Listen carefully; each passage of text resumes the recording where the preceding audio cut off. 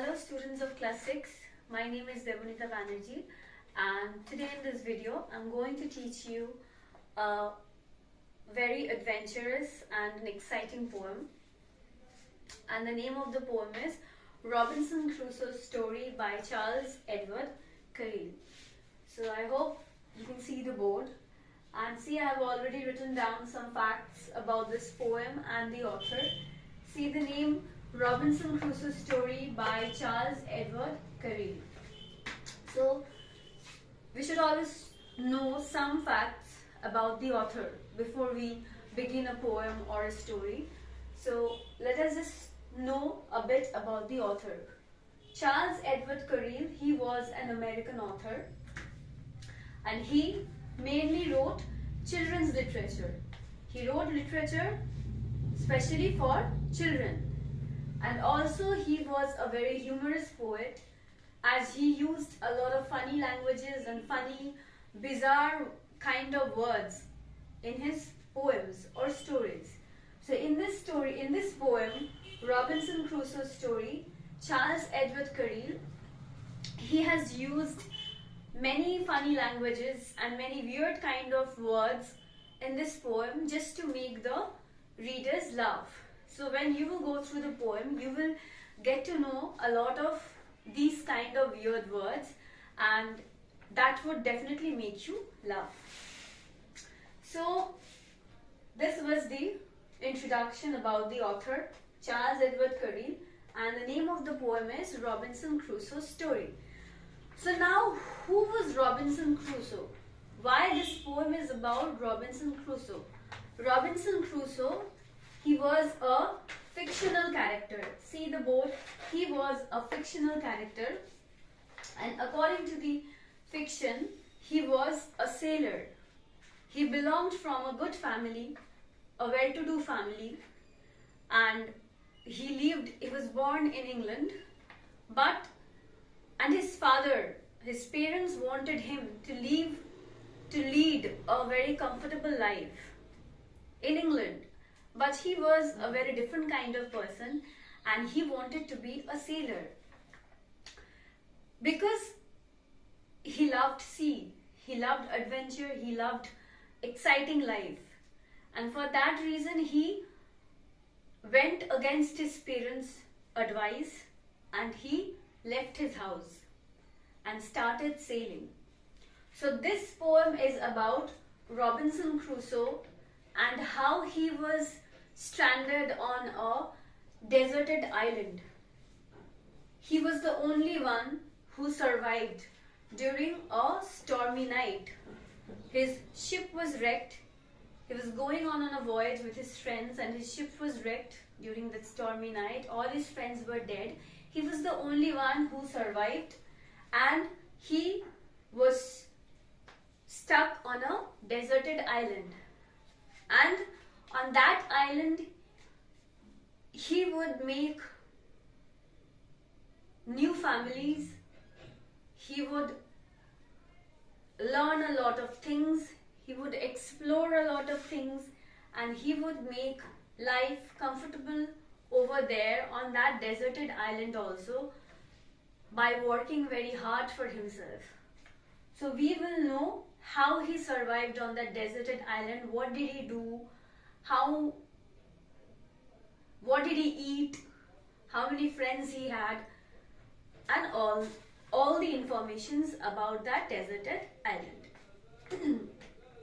So let us just proceed with the poem. Open the book and see the poem Robinson Crusoe's Story by Charles Edward Currie. So you would see the poem, it comprises of 9 stanzas, and all the 9 stanzas has got 6 lines. So all these 9 stanzas have 6 lines. So total in this poem there are 54 lines.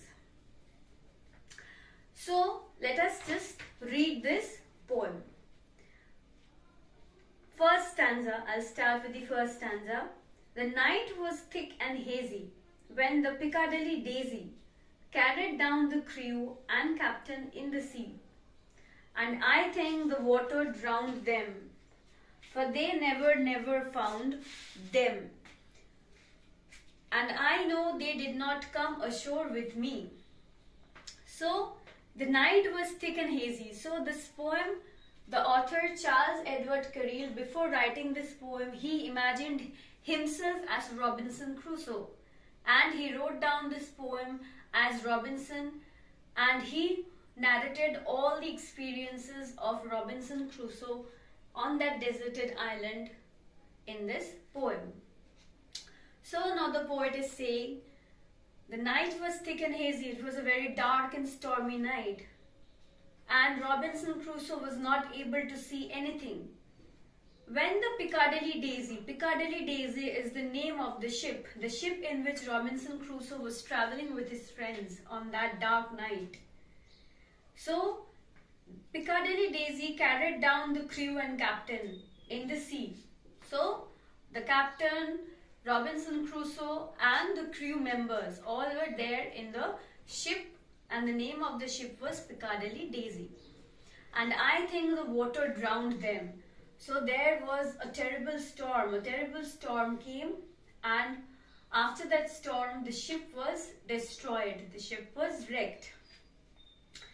And so I think, so Robinson Crusoe is saying, I think the water drowned them, for they never found them. So all his friends were dead during that stormy night because the ship was destroyed and nobody could find out his friends. And I know they did not come ashore with me. So Robinson Crusoe was saying that he was the only one who survived that night. All his friends were dead and he was the only one who could come ashore. And when he survived, he saw that all his friends were dead and he was all alone on a deserted island. So let us go to the next stanza. Oh, it was very sad and lonely when I found myself the only population on this cultivated shore. So Robinson Crusoe was very sad. He was very sad, and because why? Because all his friends were dead and he was stranded on that desolate island. He did not know anyone over there. It was a strange island. He was scared. Obviously he was scared. It was an unknown place. He was scared of wild animals. What will happen if a wild animal come out of the dark forest, of the dark island? So he was very scared, but he was also sad and lonely. When I found myself the only population on this cultivated shore. Population means person. So Robinson Crusoe said that he was very lonely when he saw that he was the only person who survived. And he was the only person who was there on that deserted island. So he had to do something to survive on that deserted island. So I made a little tavern. Tavern meaning a place to stay. In a rocky little cavern. Cavern means cave. C-A-V-E-R-N. Cavern means cave. Cave is a den where animals live in dark forest or island. So he made a little tavern. So he made a little place for himself inside a rocky cave. And I sit and watch for people at the door.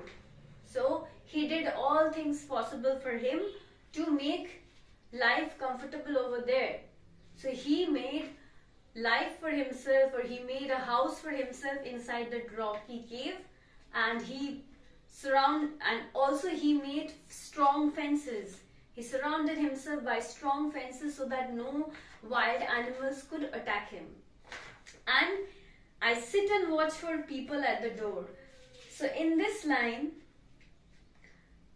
the author Charles Edward Caryll, he is trying to strike a note of normalcy.